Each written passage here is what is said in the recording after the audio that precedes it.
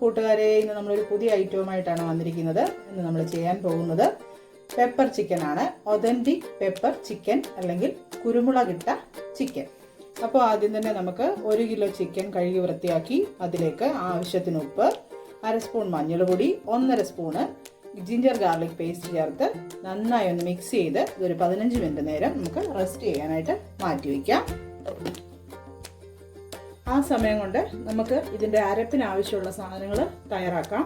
ആദ്യം നമ്മളൊരു ചെറിയ കടായി അടുപ്പിലേക്ക് വെച്ച് നമ്മൾ ഒരു 8 ചന്തമുളക് മുഴുവനോടെ തന്നെ ഇടുക.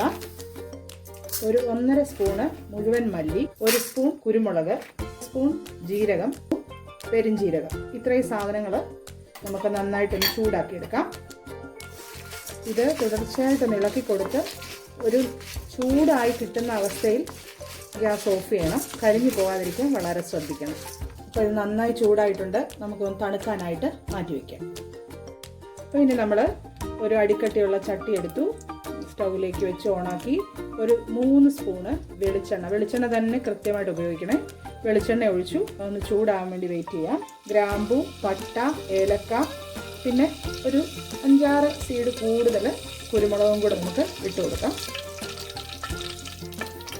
അപ്പോൾ നമ്മുടെ സ്പൈസസ് നന്നായിട്ട് ചൂടായി വന്നിട്ടുണ്ട് എന്ന് പറഞ്ഞാൽ ഒന്ന് മൂത്ത് വരുന്ന പരുവത്തിലേക്കായിട്ടുണ്ട്. അപ്പോൾ ഇനി നമുക്കതിനേക്ക് ഒരു 2 ഇടത്തരം സവാള ചെറുതായി അരിഞ്ഞത് ഇട്ട് കൊടുക്കാം. അപ്പോൾ നമുക്ക് സവാള ഒന്ന് ഇളക്കി കൊടുക്കാം. അപ്പോൾ നമ്മുടെ ഉള്ളി നന്നായി വഴന്ന് വരുന്നുണ്ട്. ഇപ്പോൾ നമ്മളിനി ചെയ്യാനുള്ളത് ഒരു മീഡിയം സൈസ് തക്കാളി തൊലി കളഞ്ഞ് മിക്സിയിലിട്ട് നന്നായിട്ട് അരച്ച് ഇതിലേക്ക് ചേർത്ത് കൊടുക്കണം. അപ്പോൾ നമ്മുടെ തക്കാളിയും ചേർത്ത് കൊടുത്തു കഴിഞ്ഞു. നന്നായിട്ട് ഇളക്കി കൊടുക്കാമേ. തക്കാളിയുടെ പച്ചമണമൊക്കെ മാറിയിട്ടുണ്ട്. അപ്പോൾ നമുക്കിതിലേക്ക് മാരിനേറ്റ് ചെയ്ത് വെച്ചിരിക്കുന്ന ചിക്കൻ ചേർത്ത് കൊടുക്കാം.